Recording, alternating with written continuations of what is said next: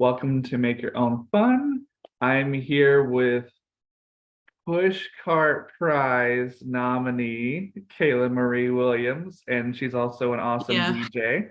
So right off the bat, you gotta let people know like the name of that poem, like the outlet that it came from, who nominated you, because I just want you to be like the one to like share that with the world. So Yeah. Gosh, I mean, I should have had a better background. I are bought a you house in kidding? This is April, like and a so blanket, man. like I have I like have an ostrich this, on my shirt. I mean, come on. like there's like all this clutter behind me. Like when I used to work from home, I If used to you try to if you make it didn't look a move little your bit. camera, people would think like, oh, that's a really decorative artistic like Zoom background she's got. Like it's the artist like in process,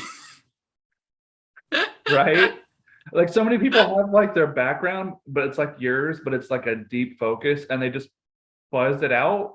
And I'm like, we kind of know that that's like a kitchen back there, or we kind of know that's like a bookcase, or like Yeah. I'm like, why even unless you've got some kind of crazy, horrible hate poster on your wall? It's like we're all people. No, I have Sojourner Truth, and then the embarrassing thing is I have a portrait of myself, which is embarrassing, but it was something that an artist friend did, You're like and it's really tilting the camera beautiful. up, and you're like, I don't So know why like the camera just does I that. bought it from him because I didn't want him to just give it to me, But then it's like also weird because it's like, well, my boyfriend and I both have a bunch of portraits of ourselves that people have done, and it feels weird because we're not like that. We're not like self-obsessed at all, and so like, but we don't have children, so it's like we don't have family children photos. We have weird paintings of ourselves that people did. Like it's just No, how no, it I is, I get guess. it. And it's like I have like a bookcase and stuff, and I always like if I record in front of that, which is like half the time, I have to take like the frame pictures down because I have stuff with my daughter, but I also have like friends, and it's like you don't want to just leave that stuff up and hear the ire of people like, why did you have the picture for me from like 2017 where I had that thing? And it's Yeah, like, people are weird. Yeah, I mean, well, my boyfriend has a really cool portrait of him from an ex-girlfriend that's in the basement, and I like it. I'm like, let's put it in the house, and he's like, no, and he just like he's has like it down absolutely there. not. And so like, but I'm the one that brought my like, it's like I told you, bohemian man, art. I get it. You're just all of a sudden the Bohemian art webcam just couple sneaks up has to the corner of weird the paintings. frame, and there's a picture of you, and you're just like this, almost like doing the vanilla ice pose. All right, so tell everybody about the push cart thing, man. I mean, they want to hear about it.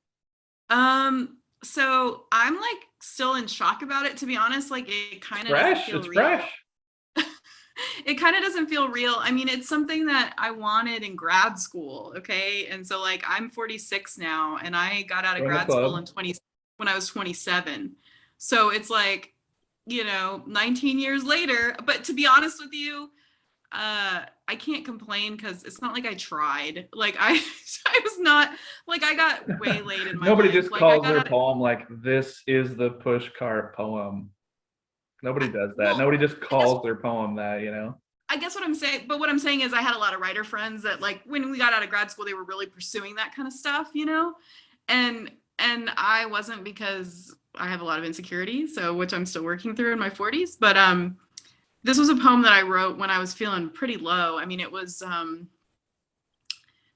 pandemic was really hard, and I feel like it feels kind of weird now because it feels like no one's really talking about that. Like we're just all kind of going along and going forward. And it's like, over 1 million people died. Like it kind of puts a perspective on when you're a kid and you're reading about history and you're like, how could people be so callous? How could people be so whatever? And then you like live through an event like this and you're like, oh, okay. like like most people do just pretend everything's fine and keep going, which I don't know that that's healthy, to be honest with I don't you. know if Like it's I just have healthy, but it's just a survival instinct. I think it's just like the way we're wired as people. We're just on to the next thing, on to the next thing, on to the and next I get thing. that, but I think it causes damage, and I think us not looking at the damage is a problem. And for me anyway, I've always been that person. I think that's kind of why I quit writing as much as I should, because I got tired of being the person that would point out the stuff. like, hey, like it feels like you're always like you're just always that kid with the emperor new clothes and no clothes. You're always that kid. Like even as an adult, you're like, I'm the person who's like that person that everyone's like worshiping, like they suck, you know? So like that's usually that's usually me, you know? And so like that's a lonely place to be in life. And so I've tried to like not do that as much, but unfortunately, I think that's maybe what I'm supposed to be doing in terms of writing, because when I wrote this piece, everybody responded to it. And so it was like, oh, maybe I do need to talk about the tough stuff. Maybe people want me to talk about the tough stuff. Maybe I'm not saying that I found an answer yet, but I am saying that it's made me want to go back to writing again. Like it's made me want to take writing seriously again. Whereas I was working as a copywriter, so I was like justifying like I'm paying my bills with writing, right? But it's not creative writing. It's, you know, buy a Black and But you Decker could be because it creative about that, like you Maytag can. washer and dryer that you're plugging or whatever. Like You you have can. I to mean, like I have make it like exciting, literally right? you're right. You're right. Like a lot of the appliances I have I wrote for, which is kind of weird, That's right? awesome.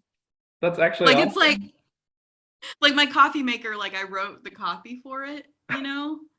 So it's kind of weird. I Like mean, it's but in like, your mind, I mean, it's not like you're doing the Vanna White or whatever. It's not like you're just turning letters. Like you're literally not standing there in front of like the prize of the box of the coffee. You're like, no, I live with this thing every day, and I know what works, what doesn't work.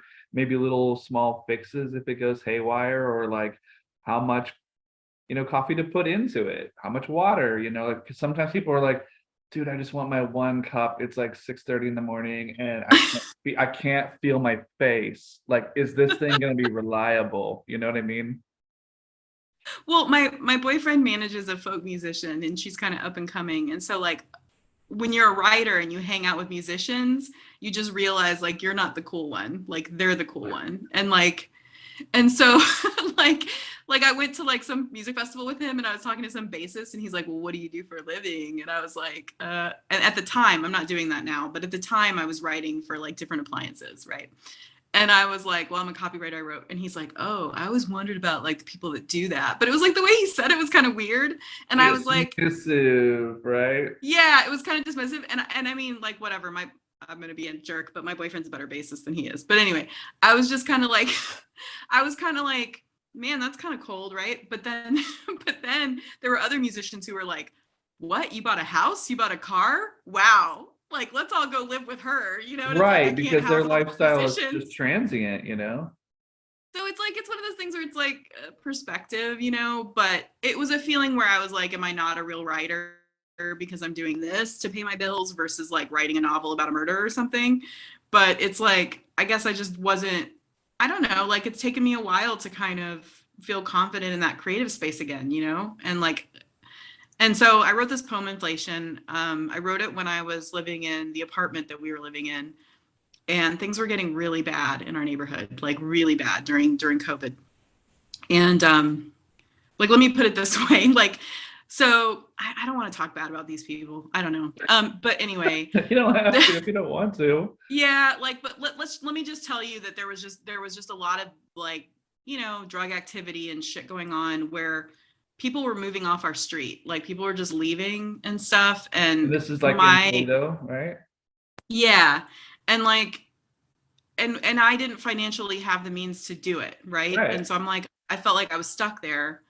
And I kind of wrote this poem about this feeling of like, you know, even if you're educated working class, like I have a master's degree, and I have a professional job, and you know, but my roots are working class. Like, you know, I had a grandmother that, you know, went back to college in her 60s, but like she barely finished middle school. So like she got educated as an adult, but like people in my family, I have a weird family because it's like my parents are both very professional and educated, but like my extended family really struggles, right? And so I've always kind of straddled this line between poverty and like the professional world or like the academic world or whatever. Me And that's a too, hard yeah. place to live. It's a painful place to live. I don't know that I always have the answer on how to negotiate that.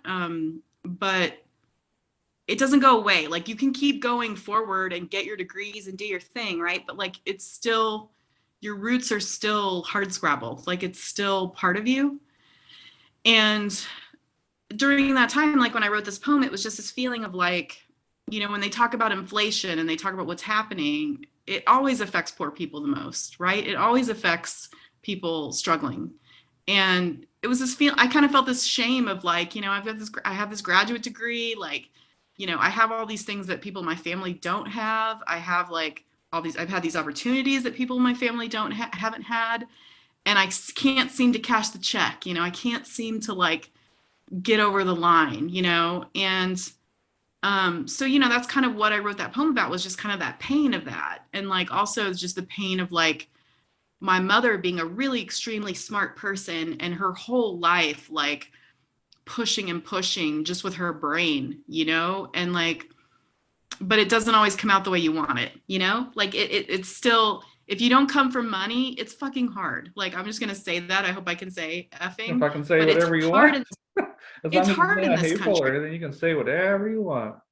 It's hard in this country. You know, I had a blog years ago called Sink or Swim, and it was basically just about that feeling of like, you know, the United States being a sink or swim place. And like, and it's just, it's kind of and I know a lot of young people are trying to do more community and more stuff like that, but even a lot of that stuff comes with rules, and I'm not good with rules. So like, you know, even on the left I have problems. Like I would consider myself a leftist, but I would say that with a caveat, just because, you know, there are a lot of leftists with trust funds and I hate those assholes. But like, you know, it's like, don't, like, I've had a lot of people who come from money lecture me on revolutionary politics, and I'm just like, you need to get out of my face. Because like if you've You're like, never, yeah, like if you've never eaten a frozen burrito and not known how you're going to pay your rent, and like were worried that you weren't going to have a roof over your head, or like were worried that like, you know, everything was going to fall apart, then you don't know what it feels like. You don't know what it feels like. You can read however many books you want to read, but you don't know what it feels like until you've been there. you're like, And hey, how did you afford that $50 Che Guevara t-shirt, you know? yeah, it's that shit, man. That shit pisses me off so hard. And like also like Che Guevara, like that's another discussion. I mean, he murdered a lot of people. Okay. Like I'm sorry, like I don't think killing is right. Like I don't believe in it ever, you know. And I grew up in Texas, so that's a pretty wild concept to come to. If You you grew grew up up in in a Texas, state where it's like people bring their gun just to go to 7-Eleven just because. oh yeah, when I was a kid, I would walk down to the oh man, it's weird to think about Mr. Snow.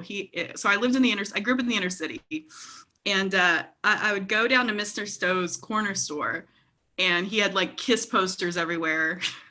I hate Kiss. That's another issue. But anyway, Me too, but go I ahead. had like a he had like a holster, like a gun on his holster, you know? And I was like little, like I was like 6, like walking to the corner store, you know, because I'm Gen X, and you know, as Gen Xers, nobody gave a shit about us. Like, here's a juice box. Good luck. You know, that's kind of our generation, right? Like, and like we don't really exist now, which is also kind of weird. Like you turn on the news and it's like boomers and, you know, freaking boomers, and it's It's like those because Gen we're Zers are not crazy. so much, well, me personally, I can't speak for you, but like so social media in your face, TikTok every 5 seconds, We're not. about every 15 minutes of your day, taking pictures of your, well, I feel like that's our parents taking pictures of their meal. They're like, oh, the Hey, asparagus. I'm doing Yeah. that too now, so that means I'm getting old, right? Because I'm like, Well, look at that, this and salad. if you instead of I was talking to my co-host about this a couple months ago, and we were saying like, oh, I've gotten to that point now where sometimes I'm just like, I don't know why, but like I just got sucked into this 4-hour documentary about the Roman Republic, not even the empire, but the Republic. And I'm just like, this like fascinating. And then next sudden I'm like, I have stuff to do. What am I doing? But that's like the thing. It's like our parents, it's like that 24-hour news cycle stuff where they're just like, there's a tornado going on in Oklahoma, and you want to talk, and you're here at like the grocery store, and you want to be, dude, there's always tornadoes in Oklahoma. I don't belittle what they're going through. It's every year. So what else you got, you know? I mean, it's like what you said. It's you can't really like essentialize a generation. I think that's a problem, right? Because we're all individuals. We have different experiences. But I will say, as a Gen Xer, I feel like we're in a generation out of time. Like I feel like we're in a weird place because, you know, when I read about like boomers being like not wanting to concede power to millennials, I'm like, you guys just forgot we existed. You guys They're literally like, we know you forgot. can't like repair a car or multitask, so we're just hoping that like your children or your neighbor's children will help you when you get older, Well, when you have I'll to tell go to you the what, retirement home, right? I watched Euphoria and I was like, why do I like this so much? This is about Gen Z teenagers. Like I have no I'm in my 40s. Why am I relating to this? And I thought, well, because I feel like Gen Zs because they're raised by Gen Xers. And so there's like some element of like our bullshit that like, I mean, I don't have a kid, but like a lot of Gen Zers is like they grow up with the same that music, they grow up with all that stuff. And so they're interested in it, right? Like I when I was teaching at an arts high school, all these kids had like Nirvana shirts on, and it was weird. It was just kind of like, But oh, we it's had kind of like the classic rock shirts on in the 90s when we were in high we school did, and right? So college. it's just a cycle, right? So we should just kind of Every look, 20, although 25 like years, it's the same. Like it's the when we were same. wearing flannel shirts in the 90s, like our parents were like, really? We did that in the set. Nothing original, you I know. was wearing flannel shirts in Texas, which is so stupid. Like I think about that now. I'm like, Was what do it we like in the think we? summer when it was hot? Yeah, like do we think we were like part of the grunge culture? Like, but I I did will it in tell you that like, Ohio. I did it in Ohio when I lived in Ohio. I did the but in same thing. And Ohio I it's was just like, cold. people would be like, that's a nice flannel, Eric. I'm like, yeah, I got it at the dollar store because I'm thrifty. And they're like, you're not thrifty. But see, that's the other thing. The dollar store was cool back then. That's what I miss. Like what I miss is that Gen Z, we could be poor and cool. It was fine. Like if you were poor, you could still be cool. In Gen X, in our generation, like it didn't matter. Like what do you bring to the table? Not like, does you have a nice car? Does your parents, your parents famous? None of that. I think we've gone back to that 80s thing, when we were kids, where it's like all like image and like Oh yeah, when I just all first the moved to stuff California and I again. tried to date, the three questions I always got from girls were, how much money do you make? Where do Oh, you sure. live? And what kind of car do you drive? I'm like, do you want to know my name? And they're like, it's secondary. I'm like, and we're done. Oh, Yeah. before I forget, because I know we went off on this tangent here. Yeah, Um, we kind of did. yeah, it's okay. It was an awesome tangent. You got to let people know the outlet where the poem is coming from that you got Oh, nominated yeah. for, and the person who nominated you. Yeah. So let me tell you a little bit about this because it's weird. Okay, so yeah, I wrote this poem and I just posted it on my Facebook because I suck as a writer and I don't know how to market myself or Whatever. I don't suck as a writer, but I'm I'm not good at like, we're literally talking about a pushcart nomination. I'm like, suck and nomination. I mean, no, I whatever. guess what I'm trying to tell you is like I'm not good at like, some writers are really good at like identifying opportunities, knowing where they can make money, like finding a genre, doing an Yeah, angle, all that stuff. writers and money seem to just, and I'm like, Unless you write like there's definitely genres that do well, right? I mean, if the lady that wrote the Hunger Games is probably eating well right now. not I mean, only that, and I've there's talked about this before, and I know you've been to bookstores, and I know you go on Amazon. It's like paste a celebrity face on a cookbook. They could have I nothing to do hate with that the shit so cookbook, didn't do anything with I grandma's hate that shit so recipes or whatever, but it's like hate it. so and so. And it's always like if you go to a bookstore or a mall or something, it's always on the window. Like those are the ones people walk by and they're like, they have a cookbook? Well, maybe their recipes will make me be more like them and be a part of their Oh TV show man. or whatever. And that's the But see, mentality. that's why Gen Xers we're weirdos and we're still outliers is because we never bought into that stuff. And so that's what's hard for us, I think, in adulthood, right? Because it's like, and that's kind of what I wrote that poem about. It was mainly just about like, you know, wanting security and what does that mean for you if you're working class? Like, what is that, the promise of education being something that's supposed to help lift you into a better place. And you buy into that and then you find out it's not totally true. And then you find out that a lot of these assholes that like had money when you were a kid are still doing great. And you're, just the things that you just learn, like like there's just a lot of myths that we're taught as children, Oh, and there's totally, things, totally. And I you won't talk about her too much on here, but I will briefly say that that's one thing, and I keep bringing it up to my daughter and over, but it's not something I can really instill in her because she's still pretty young. But I always try to say, like, don't try to be famous.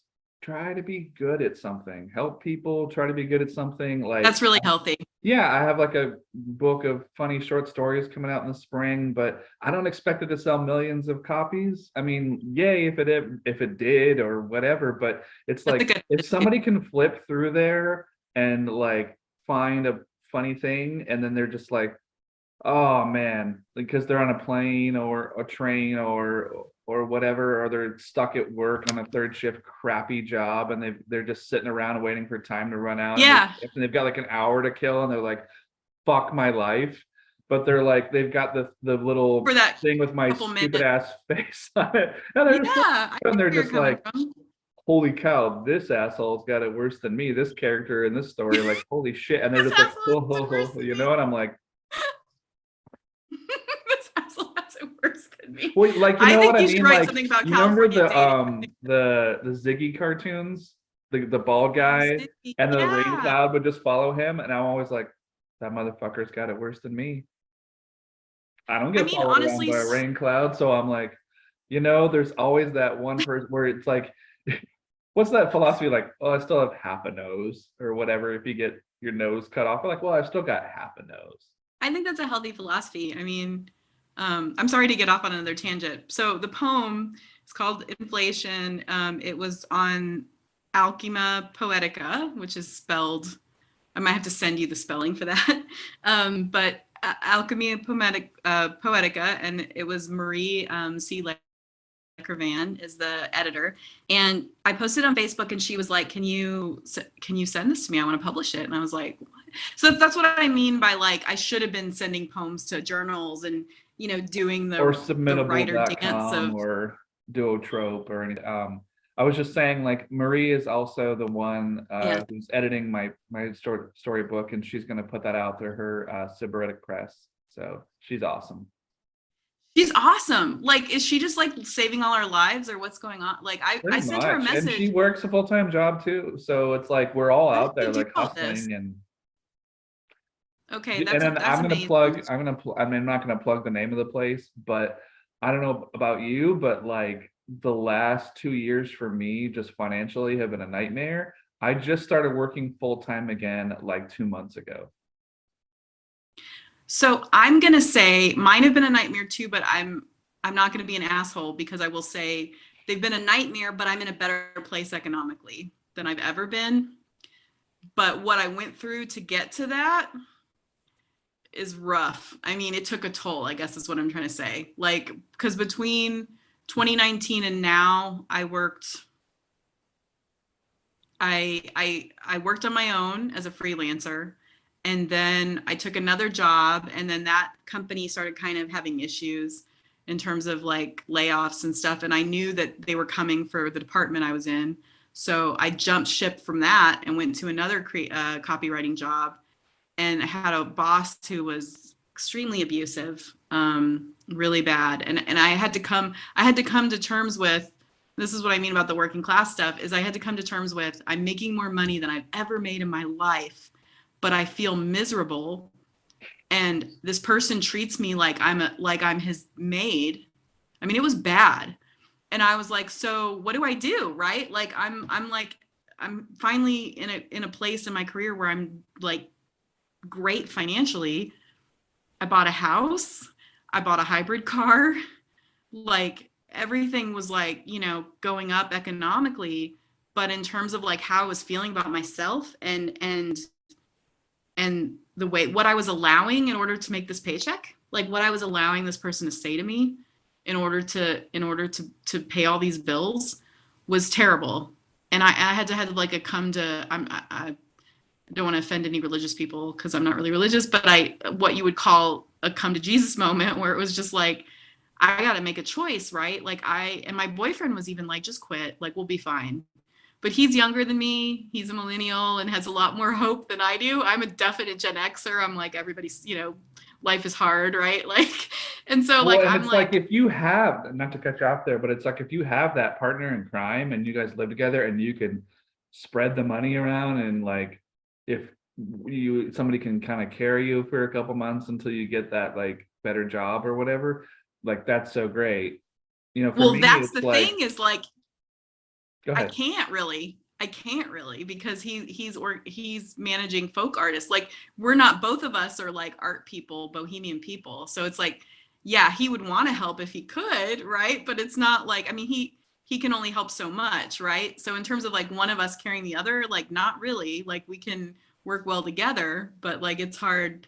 So I mean, it was really a lot. I guess what I'm saying is it was a lot for him to say, just get out of there, right? Right, Because right. Like because he it was knew, a I mean, risk. he's not an idiot. He knew what that meant. But like my question for you, because I've been through this so many times, not even like relationships, like romantic relationships, but like maybe not even friends, maybe just like acquaintances or coworkers or whatever, when you try to explain how you live and why you choose to live that way.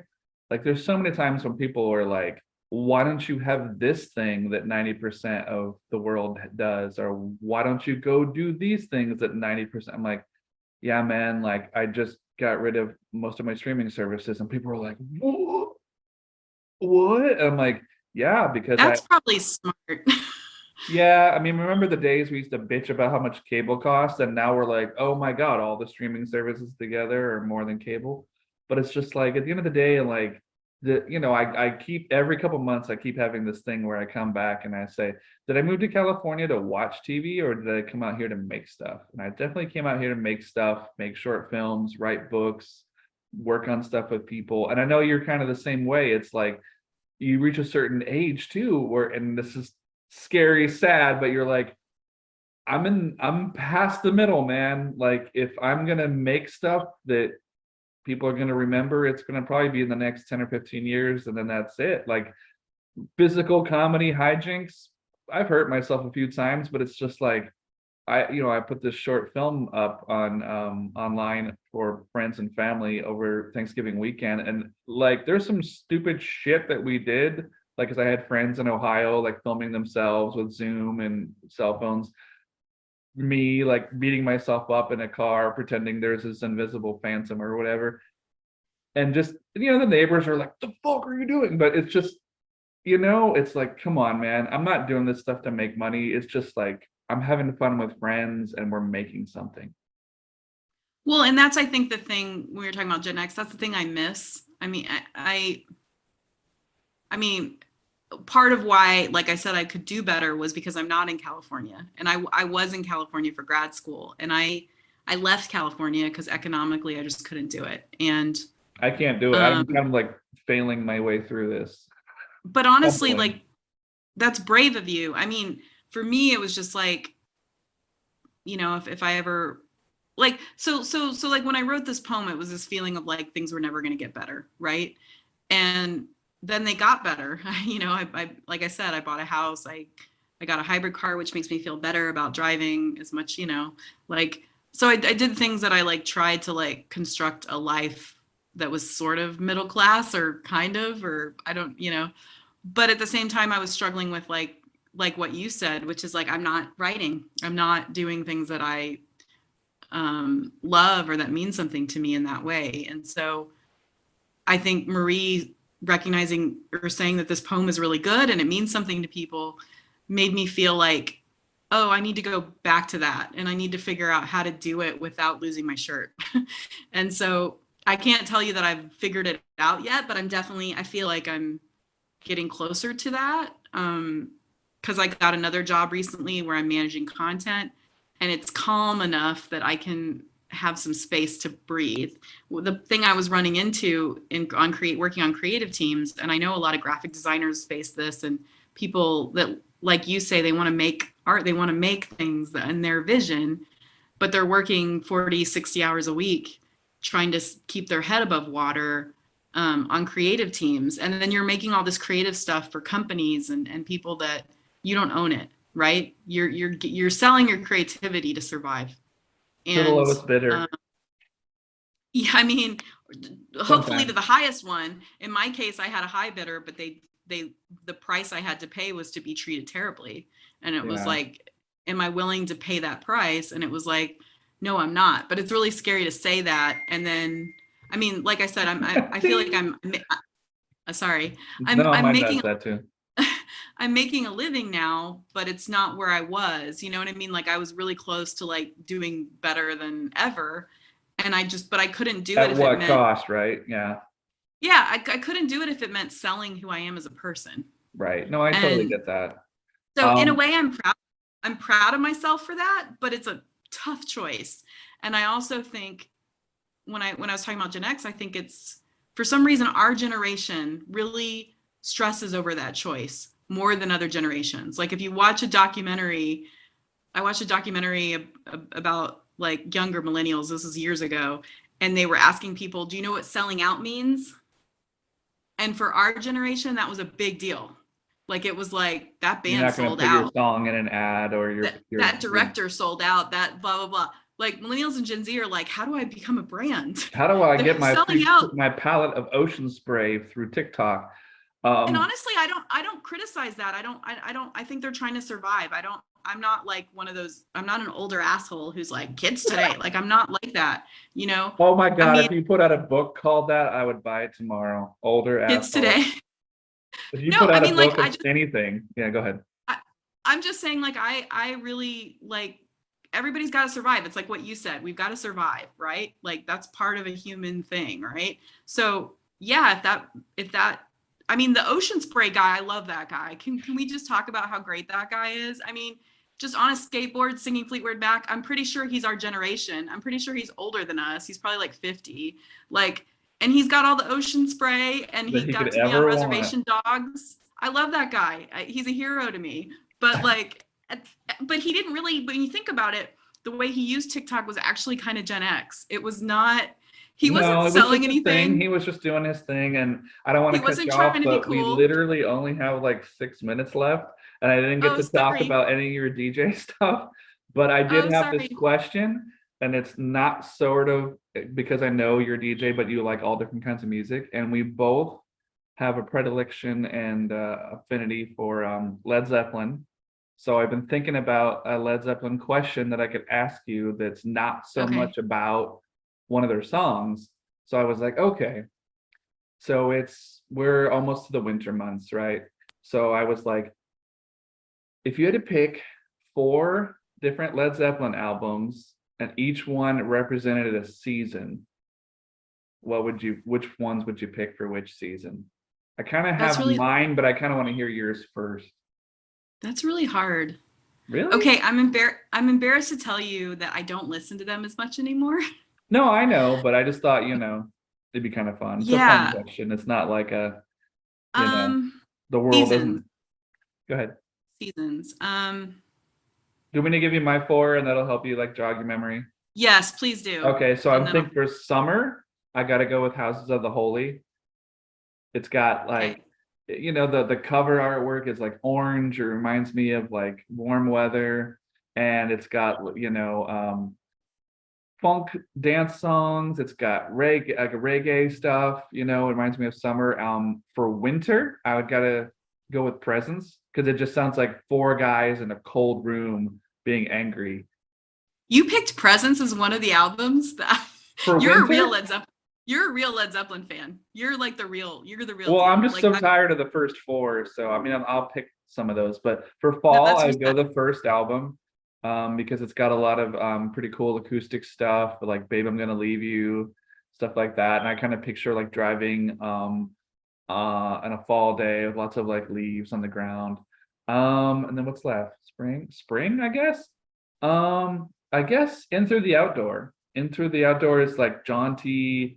It's got like, you know, Fool in the Rain. It's got, I mean, in the evening, it's got that stuff where it's just like it feels like summer's around the corner. So I Okay. wouldn't say those are like all my favorites. I'm just saying like, what I I thought of. get it. So, Okay.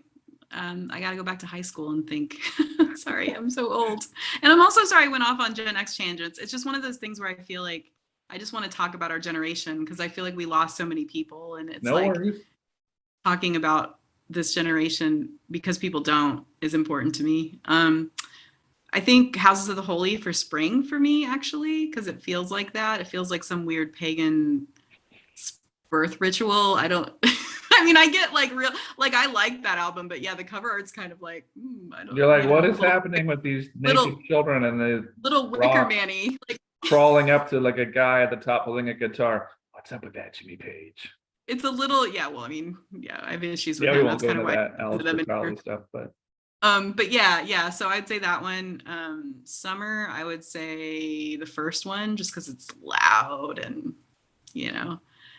Fall, I would say Physical Graffiti. oh yeah. That was gonna be one. Um, yeah, because like I don't know, there's just songs on that. I think that's their best album, to be honest, as I get I would agree. older. I would agree. When I was There's so younger, I many don't different think I thought styles. that, but as I get older, I think it's got the most depth to it. For sure. And then winter maybe. Actually, no, like winter. I didn't say three anywhere, did I? Three's more summer too. I feel like most of their albums are summer, to be honest. Well, because they have to put stuff out to tour, you know. Yeah, winter, maybe In Through the Outdoor, because I think it's more, I don't A know, guy in a like, room playing a keyboard. Yeah, I know what you mean. yeah, it's more Okay, indoors. good Right? job. So we're down under 2 minutes already. Oh my God. So let us make sure we can direct people to where they can find your work online. Yeah. So I've started a website, which is very basic, but I'm starting.